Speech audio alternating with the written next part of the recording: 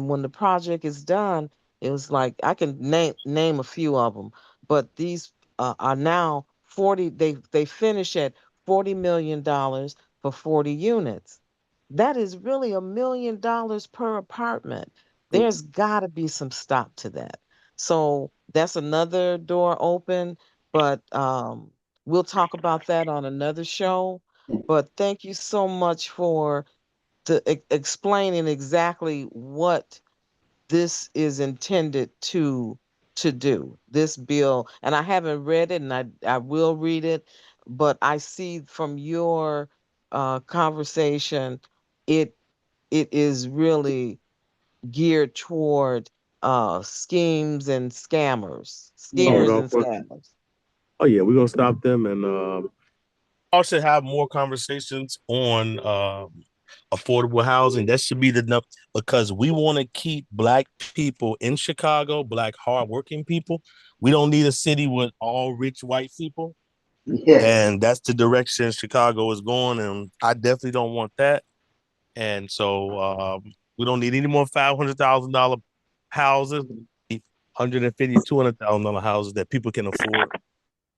And some of them can't afford that. We have another Thank reporter you. online, Miss Margot Richmond. Welcome to the show. And we have State Representative Evans on. You have a question for him? I don't have a question, but um, there's always, as Lavette was mentioning, but these developers, majority of them are the same developers. So, and if you're looking at the concept from one community from state to state, they're the same developers all over the place.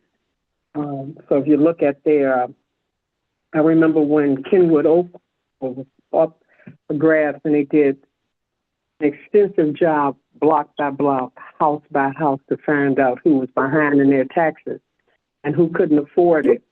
So they knew everything from 35th and State Street all the way to the lake, all the way back to 47th Street. They did an extensive research. They took college students and paid them to sit there and go house by house to find out what was going on. And that's what they do in the community. So we have to start educating ourselves to do a better job and getting our people motivated to help and assist with what's going on in the community. So you guys are doing a good job. I'm just here to just commend you, but know that if you run all the developers that have been inside the city of Chicago, you'll find them from neighborhood to neighborhood, state to state. Oh, yeah. Well, I would like to just thank you again, State Rep, for coming on to the show. You happen to be my state rep, so I'm really, really proud that you have taken this position, and we'd like to support you in your endeavor and Oh, say thank you. to you, yes, that keep up the good work because we need more state reps like you. Thank you. Yes, ma'am. My pleasure. Thank you. Appreciate And, you all. and good Thank you. evening. How can we get more like you? That's the issue. Oh, yeah, This is Cheryl, I really didn't not know you were one, here. sir. We need Hmm. not only you, but as many as we can find. Where are they? How do we find them? Well, we demand, I believe that we're heard even we don't think we're heard. Hmm. So when you talk to your state rep, if they Okay. ain't talking the way you want them to be talking, you course correct I, them, support the ones like myself that's willing to yes, to fight and push for what's right. So it's not hard to do. We can do it. We're gonna do it that's true. We because got them. we all we got. We all we got. Ain't We nobody all coming we to got. save us. Mhm. And I definitely want you all to definitely communicate with Dr. Dorothy Tillman. She's been on this case for centuries.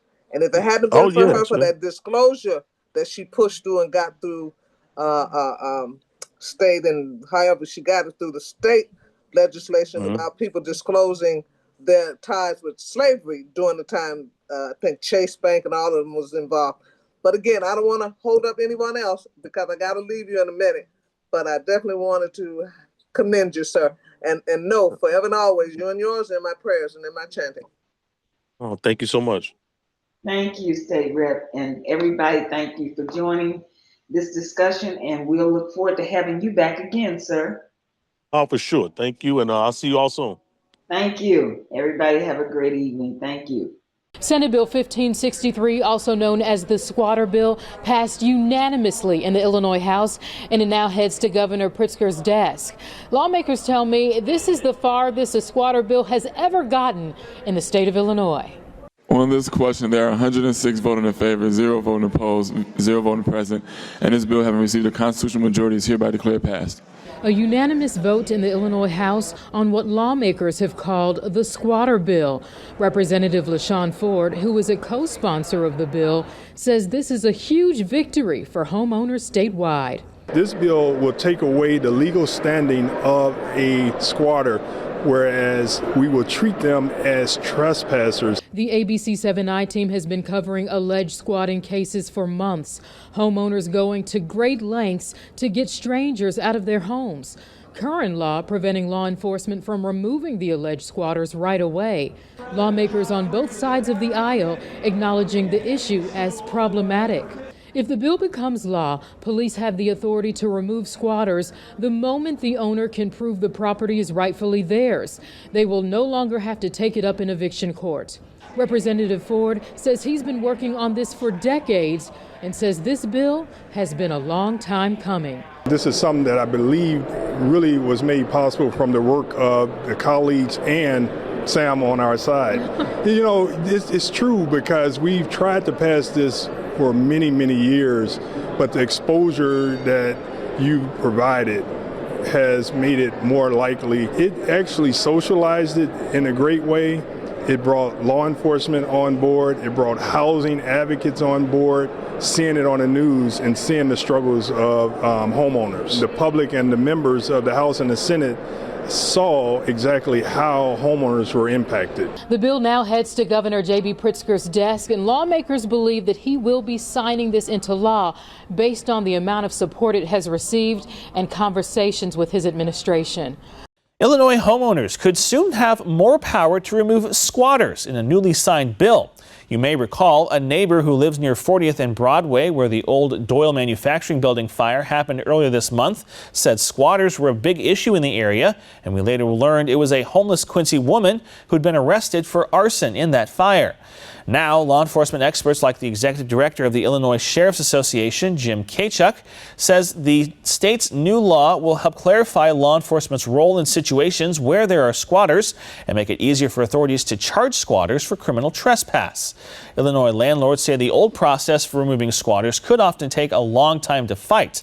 Experts in the field say it's especially important for both renters and landlords to know the law, know your rights, and the rules of engagement. So hopefully law enforcement won't have to be involved at all.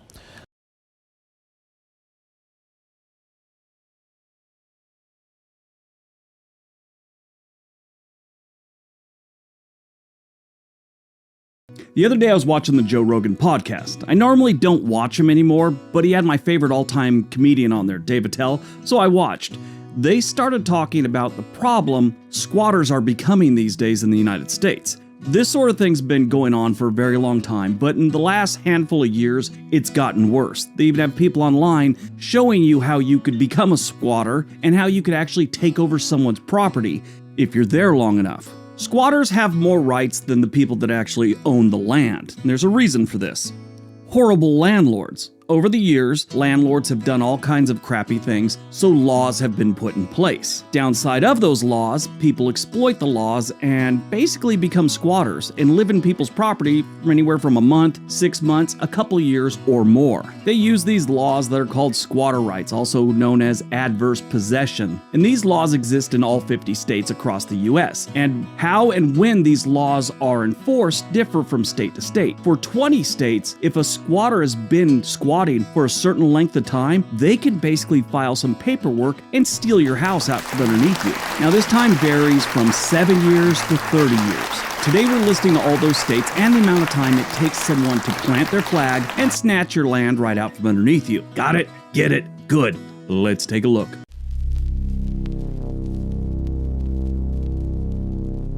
Number 20, New Jersey. New Jersey, they do have the laws where someone can actually claim your property, but they make it almost impossible. They got a pretty serious waiting list. You have to maintain that property, be living on that property. Nobody shows up for 30 years. After 30 years, you could file the paperwork and that piece of property becomes your property. Now, 30 years seems like a very long time and it'll never happen. Well, it can happen. Sometimes people buy property or they're left property and they never go check on it. And they just kind of have it there as maybe in case they want to do something with it later. My grandmother was one of these people. She had some property in Clear Lake, California. She had never been up there. My grandfather bought it. It's like 40 years later, she decided she wanted to sell it. She was, getting older. The city had been using it as a parking lot for almost 30 years. The moral of the story is keep your eye on your property. There's another rule in New Jersey when it comes to just property, when there's land, no house. If you've done some sort of beautification to it, you can avoid trespasser prosecution. Now, here are the 3 requirements you have to meet to take over some land in New Jersey. You have to occupy the non-woodland property for 30 continuous years, have color of title at least as long, and you have to pay the property taxes for at least 5 consecutive years of occupation. But really, it's 30 years and the property is yours. Today's video is sponsored by Factor. Factor makes meeting your nutritional goals easier than ever before by delivering fresh, never frozen, dietitian-approved meals right to your doorstep. They got some really good meals. I like the chili chicken. That one's pretty good. They also have a fajita one that is delicious. I also like these wellness shots, which I think I'm having too many of these. They're pretty good. Personally, I love the fact that there's no prep, no mess. Factor's meals are 100% ready to heat and eat, so there's no prepping, no ingredients you have to add to it, no cleanup needed. You also have a flexible schedule. Get as much or as little as you need by choosing 6 to 18 meals per week. Plus, you can pause or reschedule your deliveries anytime. They have a lot to choose from. Keto, smart calorie, vegan, veggie. There's over 35 different options a week to choose from. Head on over to Factor75.com or click on the link below and use the code BRIGGS50 to get 50% off your first Factor box and free wellness shots for life. 2 free wellness shots from 3 available flavors for every order while you're an active subscriber.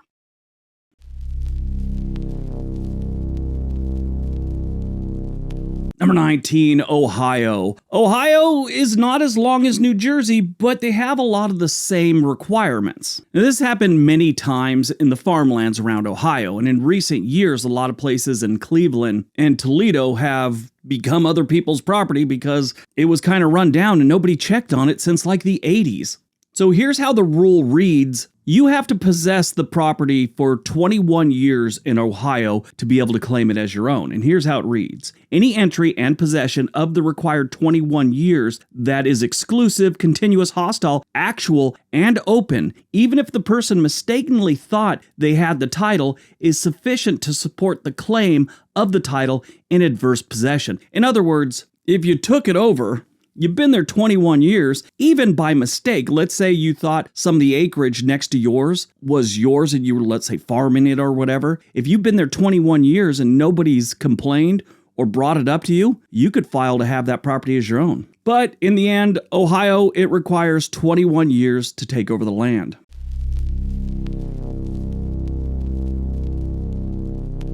Illinois. This is another one that's big in Chicago. A lot of abandoned property is being taken over in the south side of Chicago. I shouldn't say a lot are in the middle of doing this because there's a lot of abandoned property in the really bad parts of Chicago. This is one of the places where a lot of people have been teaching each other how to take over property. There's also people that are teaching homeowners the importance of regular checkups on their properties. Now, whenever you have someone teaching people how to do something, it's going to become a plague, for lack of a better word. More and more people will try and do this, it'll become a problem, and laws will change and they won't be able to do it anymore. But the rule in Illinois, no matter the reason, a squatter ended up on a property, Illinois law states that they may be able to gain title and ownership of the property after residing there for 20 years. So that's one thing you have to do. You have to live there or you have to be working the land. You don't just go there, put a claim on it, and then wait 20 years and it's yours. You have to actually be there. So it's not like you could try and do this with 20 different pieces of property. So yeah, Illinois, 20 years, it's your land.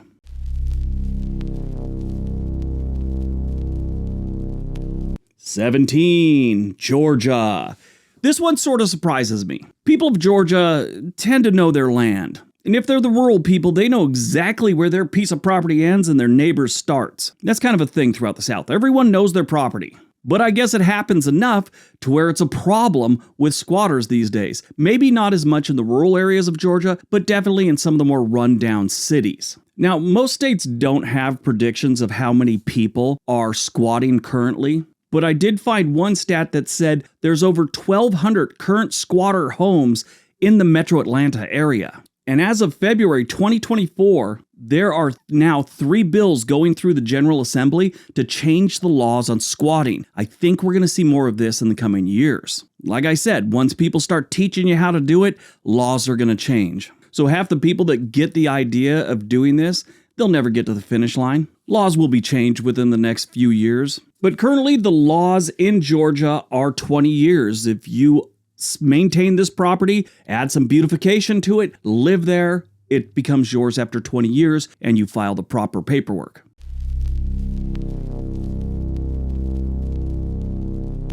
Number 16, North Carolina.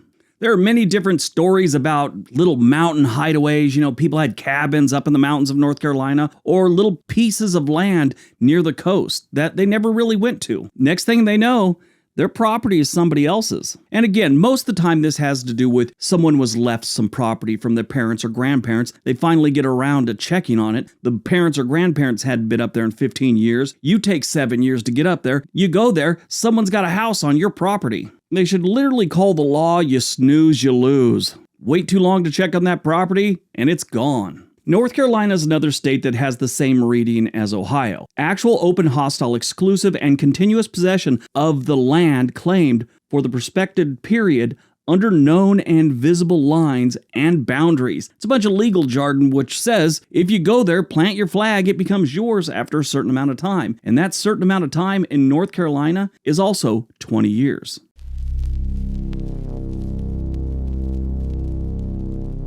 Number 15, Massachusetts. Squatting is fairly common in Massachusetts, and squatters can legally gain ownership of private residence if they can show that they have occupied the property continuously, openly, and notoriously for at least 20 years. That's what it says, notoriously. Now, they have 5 other requirements. The hostile thing. This means the squatter does not have a valid lease or rental agreement with the property owner. The open and notorious means the squatter's possession is obvious to anyone, and neighbors are also familiar with them, and they would not know that they were squatting, meaning they've been there so long, nobody knows that they're actually squatting on this property.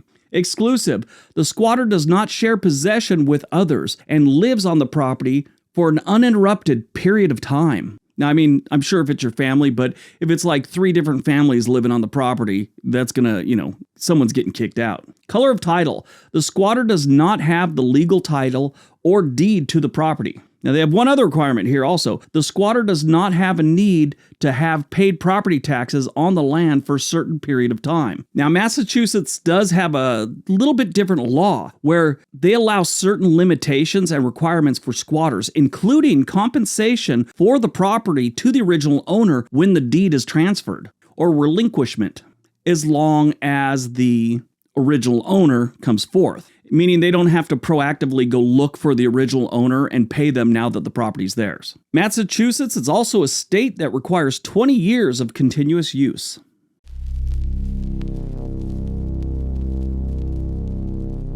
Number 14, Washington State. Yes, you could claim some property in the rainy Pacific Northwest. It will only take you 7 or 18 years. Currently it's 7 years, but they have some things going on, some lawsuits. Chances are within the next year, it's going to be 18 years. But there is a possibility that it can be 7 years. Here's some of the things you have to do. Squatters must live on the property for at least 10 years without sharing it with others. Can't be a hostile takeover. This is another situation where the locals have to think that you are the actual owner, meaning you've been there so long, they have no idea you've been squatting. And like so many other states, you have to be paying the property tax. But I honestly think they have a good chance of changing it to 18 years here in the near future in Washington. So we're going to go with that. 18 years and you could have some property.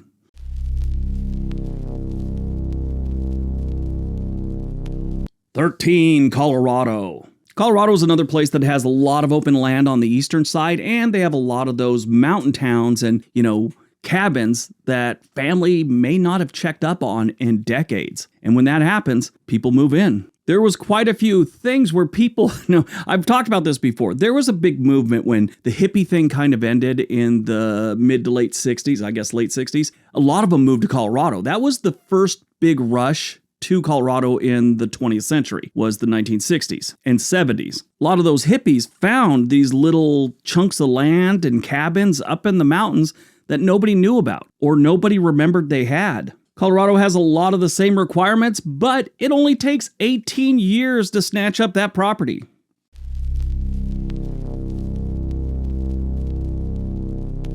Number 12, Michigan.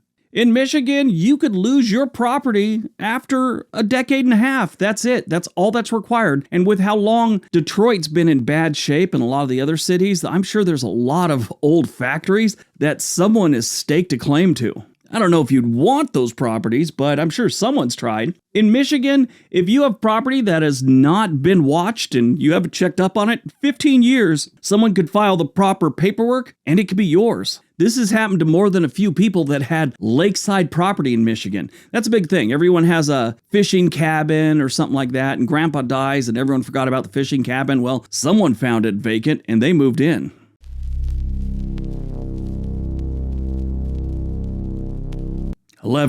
Virginia.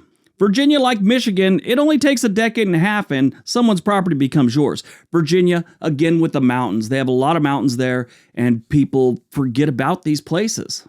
Grandpa's cabin becomes a squatter's haven. There's more than a couple stories of the owner getting to the property, finding squatters, and taking matters into their own hands. Virginia is a gun-loving state, and if you're going to be a squatter there, I would suggest you be packing too. There's one story of a guy that had been working a vineyard for almost 30 years, and the people found out that they owned this property, and they showed up.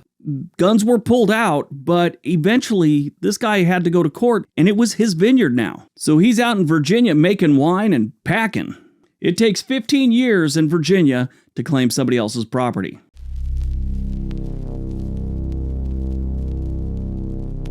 Number 10, Oregon. Oregon, like Virginia and Michigan, it only takes 15 years to gather someone's land. There is a lot of open land in Oregon that nobody's dealt with, especially on the east side of the state. You know, those people that are trying to break off from Oregon and become part of Idaho? Yeah, they got a lot of squatters out that way. Now, Portland has a lot of squatters too, but those are usually in abandoned homes. I actually worked with some girl she was like an advocate for these people. She worked at Netflix with me, and she was an advocate, and she was out protesting squatters being thrown out of houses and stuff like that, doing the human chain around a house so the squatters, the people not paying for the property, could stay.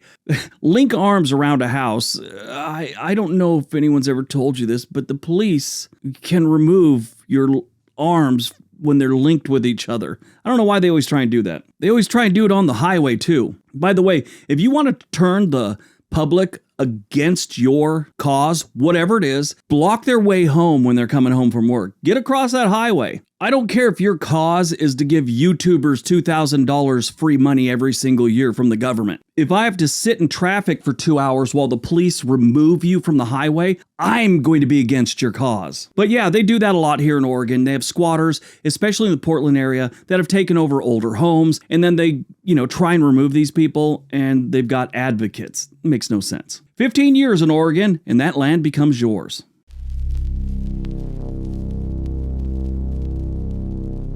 Number 9, Nevada. Now, this one I have firsthand experience with. I've told this story before about how I went and picked up a girl in Wisconsin that I was dating this back in the early 90s. She was getting out of school. She just graduated, and I was going to drive her back, and we were going to have a nice little road trip. Worst road trip ever. I think it was around Utah I decided I was going to give her my car and fly home. But anyway, on the way back, her mom wanted us to stop by some property that the family owned in Nevada. We finally find this property, and it's down like a desert road about 4 miles, like nothing but dirt. We come into this area where it's got some homes and, old beat up trailers. We go to the end of the road. We figure out where her property is. There's an outhouse on that property. I'm like, oh my God, there's an outhouse on your property. She said, I don't think that's supposed to be there. This thing looked like it'd been there since the 1800s. As we get out of the car, the outhouse door opens up and there's an old man coming out in long underwear. Looked like an old prospector, gray beard. He looks at us and goes, oh, you might want to get upwind of that.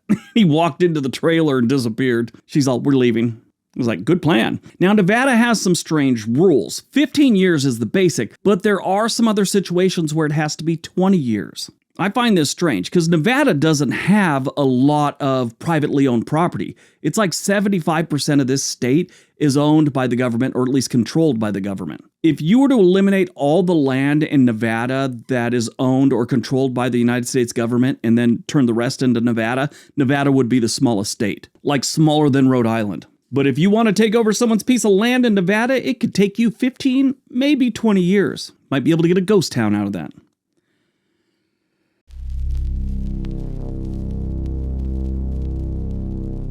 Number 8, Arizona. Arizona has had a squatter issue for decades and decades. A lot of people have bought desert property over the years and never done anything with it. And then they show up there many years later and find out someone has turned it into a nice plot of land. There's an old story about a guy back in the 1970s, late 1970s, had just happened upon some land, parked his van there for a while, was just camping out. 1 week turned into 1 month, 1 month turned into 12 months, 12 months turned into 14 years. Eventually, the landowner had come by and asked him how long he'd been there and told him 14 years, and he'd turned it into something nice. I guess the owner asked the guy if he wanted to buy the land. He's all, I don't have any money. He's all, what do you got on you? He's all, $20. And the landowner said, close enough. Gave him the $20, gave him the acre of land. That's a nice squatter story. They're normally not like that. Most of the time in Arizona, there's either violence or a lot of court appearances, or both. I mean, if you look at most of Arizona, you just assume nobody owns a patch of land. Now, Arizona's a little weird. In Arizona, a squatter must occupy your property between 5 and 13 years. What's more, they must occupy your property in a specific way for them to have squatter rights, meaning they had to do something to the property. They had to actually set up something as a living space. Whether that's a motorhome, pitch a tent, build a cabin, something. It's normally 13 years, but there are some instances where it could be as low as 5. And I think that's just because they'd like people to take over the land. They'd like people to do something with the land in Arizona.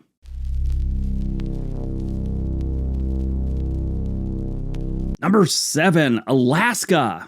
Alaska, like Arizona, there's a lot of open land that nobody's doing anything with. Now, they do have a lot of national parks, national forests, state parks, things like that going on in Alaska. And they also have a lot of indigenous people that have lands there. And no, they're not all called Eskimos. That's just one tribe, I guess you could say, of people in Alaska. You would not believe how many people don't understand that. They think anyone that's an Inuit or a native Alaskan is called an Eskimo. They're not. In Alaska, squatters can invoke Alaska's squatter rights and claim possession if they have lived on the property for 7 years with color of title, or 10 years because of good faith, but mistaken belief that the property was within the boundaries of the adjacent real property that a squatter owned. Meaning, this is another situation where if you were building on somebody else's land that maybe was next to yours and you didn't realize it was theirs. Now, there are some court cases and some laws that may be passed, and I probably should have said this about Arizona because they're in the same situation, that may change all of this.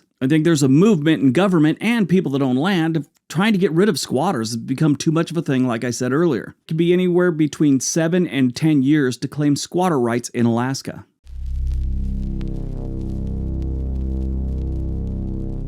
Number 6, South Carolina. South Carolina is the hospitality state, and they extend that hospitality to squatters. Not as much as other states, but they don't make a big deal out of it. In South Carolina, squatters can claim adverse possession of a property after living there for 10 years and meeting other requirements. These requirements include the property has been cultivated and improved, meaning if you started planting crops there, it's your property. Got to be there 10 years, of course, though. Squatters have added substantial enclosure to the land or building. Did they build a house? Did they build a log cabin? Did they build a tree house? The unit or area of land has been used for personal purposes, meaning you can't start a business there. Open and notorious use of the property as if they were the true owner. We get back to that thing. Did the neighbors think you lived there? And you had to have paid property tax. That's the funny thing about states. They usually don't care who's paying the property tax as long as someone's paying them. But South Carolina, 10 years, you could claim squatter rights and own a piece of property.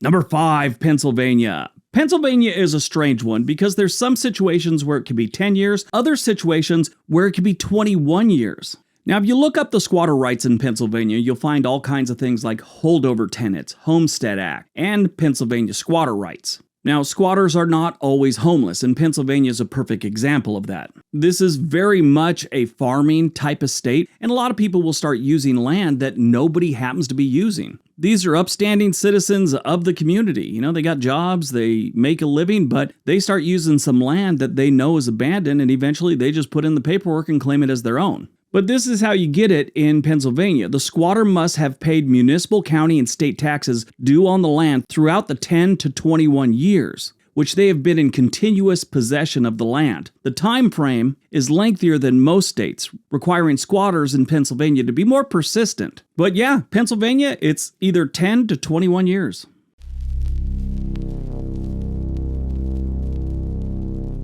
Number 4, New York. Now, this was a bigger deal in New York back in the 1960s, 70s, and 80s. A lot of people were claiming abandoned properties around New York City. As New York City started gaining popularity again, that became less of a thing because every square inch of that city is a potential $1 million apartment. Abandoned loft apartments were a big thing, and usually in warehouse districts. And then, of course, you go upstate and you start finding small rural towns where people were actually taking over old homes. There's a saying in New York about this, and the saying is, keep your building busy or somebody else will. Now, New York State and New York City has some pretty strange rules. In New York, squatters have the rights after 30 days. It's written in the law that squatters have to be taken to court, making it difficult for the police to have the authority to remove them.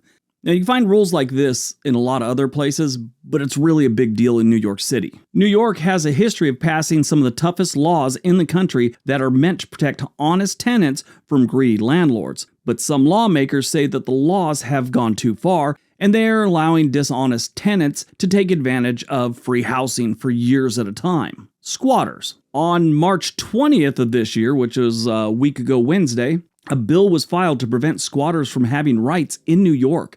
They kind of want to bring it to an end, and I think they're going to be the ones that actually do bring it to an end first. In New York, it can be as low as 10 years for you to gain full custody or ownership of a piece of property under squatter rights.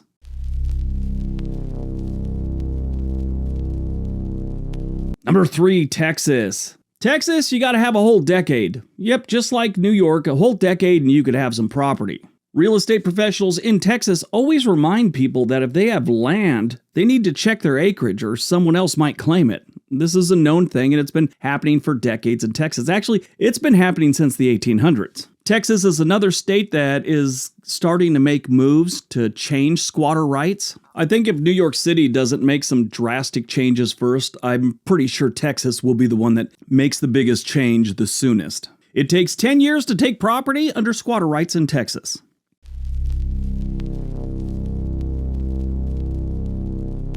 Number 2, Florida. Yeah, I'm kind of surprised on this one. You know, when you think of Florida, you think of places like Tampa, Miami, Orlando, Fort Lauderdale. You rarely think of the inner parts of Florida where squatters and mullets roam freely. And in Florida, they have a lot of both, mullets and squatters. There's a story about a family that was all over Facebook telling everyone that they were going on this world tour and they were going to be gone for like 90 days. And it was just this great tour they were going to take and they were going to see the world. They came back, someone had been living in their house for about 90 days. It took them almost 2 years to get those people out of their house. If you want to claim squatter rights in Florida, it can take anywhere from 7 to 12 years. You have to maintain the property, you have to be there, you have to be known as the owner of the locals, like the neighbors or whatever, and you couldn't have taken it by force, meaning you had to creep in there when no one was home. So it can take 7 to 12 years to claim squatter rights in Florida. All right, before we get to number 1, if you're thinking about moving to a place and actually buying property, not claiming squatter rights, there's a link for Home and Money in the description area below. They can get you in touch with a real estate agent anywhere in the country. All right, on to number 1.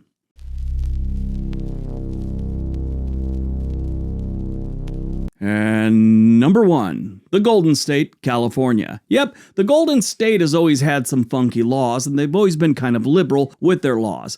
And when it comes to squatting, their laws almost make it a big welcome sign for people to come in and squat. In California, you only need 5 years to be on someone's property before you can start filing paperwork to make it your own. There was a Middle Eastern man, he was a millionaire or whatever, and he had owned a property in this place called Calabasas. If you don't know where that is, it's near Malibu. It's actually east of Malibu, and it's where the Kardashians lived for a long time. But he went back to the Middle East for like 2 years, came back to his place. There was a new family there. This was like a $5 million home, and there's just some people living there. Even celebrities squat in California. Remember Randy Quaid, Cousin Eddie from the Vacation movies? He was caught squatting in California twice. One of them was his old house. He just decided to move back in after he'd sold it a few years prior. I think he'd also got in trouble for doing it in Vermont too. But in California, even the celebrities are squatting, I guess. In California, a squatter can claim rights through adverse possession claim. They must occupy the property continuously for at least 5 years. Additionally, they must pay the property tax for that duration. And that's how they get it. Paying the property tax, California thinks it's yours. All right, that's today's video. Hope you guys enjoyed it. Hope you got some information out of it. Now go out, have a great day. Be nice to each other.